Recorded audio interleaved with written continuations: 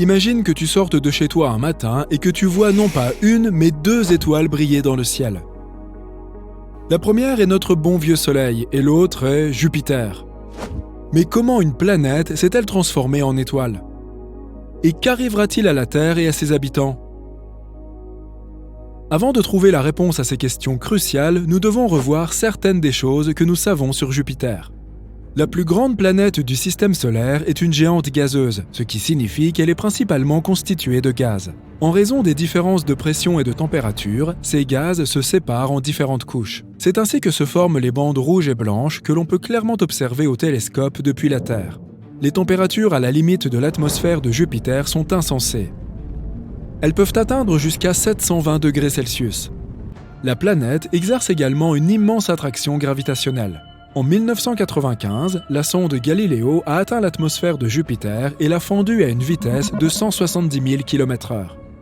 Elle a subsisté à ces températures brûlantes et a entamé sa descente. Elle a continué d'avancer même lorsque les températures ont brusquement chuté et que la pression ainsi que la vitesse du vent ont augmenté drastiquement. Mais 58 minutes et 156 km après le début de l'exploration, les choses se sont gâtées. La pression équivalente à celle de 23 atmosphères terrestres et les températures toujours plus élevées ont eu raison de la sonde, qui a fondu avant d'être entièrement vaporisée sous l'effet de cette chaleur extrême.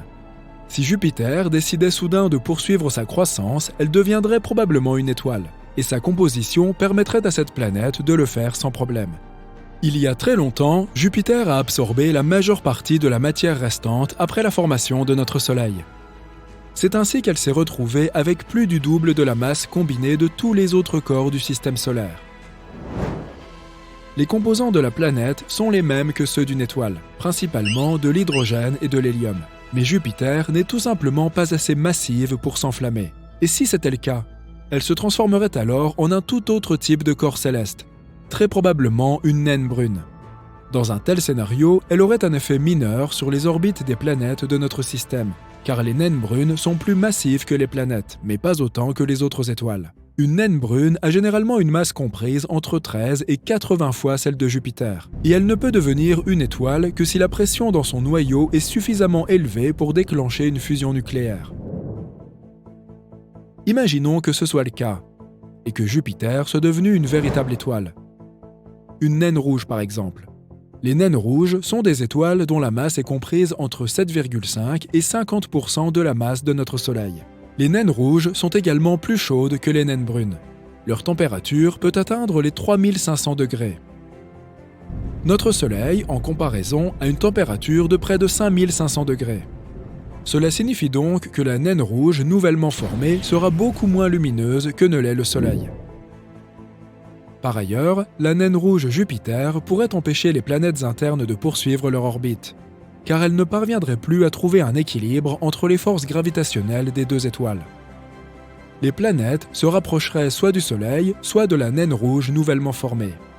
Si la Terre choisissait la première option, les températures folles de notre étoile principale éradiqueraient vraisemblablement tous les êtres vivants de la surface terrestre.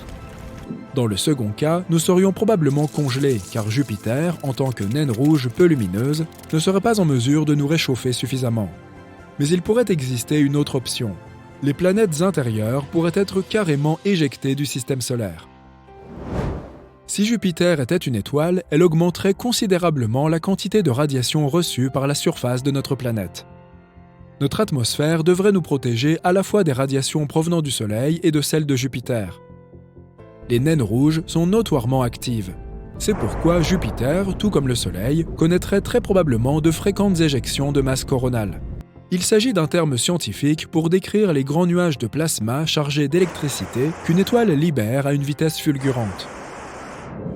Aujourd'hui encore, Jupiter a un impact significatif sur notre planète. La géante gazeuse est environ 318 fois plus grosse que la Terre. Cela signifie également qu'elle exerce une force d'attraction considérable sur notre propre planète. Sa gravité peut entraîner des changements dans notre orbite et des variations climatiques tous les 400 000 ans environ.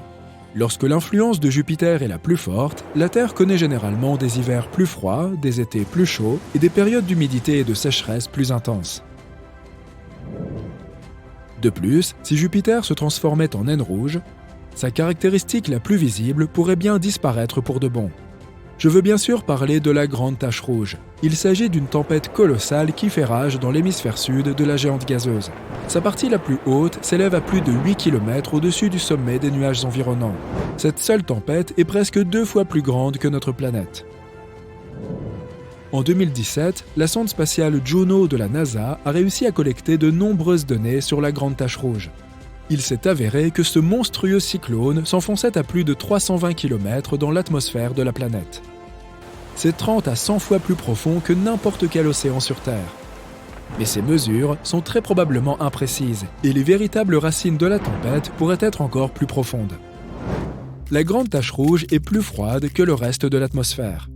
N'oublions pas que la température de Jupiter est de moins 170 degrés Celsius dans les couches nuageuses supérieures. En revanche, plus on se rapproche du noyau, plus il fait chaud. Étrangement, les températures les plus élevées jamais enregistrées dans la géante gazeuse se sont également produites dans l'atmosphère juste au-dessus de la Grande Tache Rouge. Elles étaient plus élevées que la température de la lave sur notre planète. Les astronomes pensent que les turbulences provoquées par la tempête pourraient produire des ondes gravitationnelles et sonores responsables de cette surchauffe.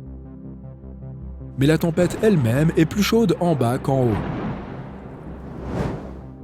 Cela fait plus de 150 ans que l'on observe le tourbillon en mouvement sur Jupiter. Il y a quelque temps, les astronomes ont même prédit qu'il ralentirait progressivement et deviendrait plus petit, voire qu'il disparaîtrait complètement. Mais ça n'a pas été le cas. Après avoir analysé toutes les données recueillies à l'aide du télescope spatial Hubble, les chercheurs ont été déconcertés de découvrir que les vents à la périphérie de la tempête avaient en fait accéléré. La vitesse du vent aux limites extérieures peut atteindre la vitesse stupéfiante de 640 km/h. C'est plus rapide que les tornades terrestres. En revanche, si tu te trouvais au centre de la Grande Tache Rouge, tu ne serais pas si impressionné. Les vents y sont beaucoup moins forts. Et maintenant, on a un autre scénario pour toi. Et si Jupiter entrait en contact avec la plus petite étoile que nous connaissions? À présent, ces deux corps spatiaux se trouvent sur une trajectoire de collision. Et, gros spoiler, la Terre elle-même pourrait ne pas survivre à une telle rencontre. Voici donc cette minuscule naine rouge.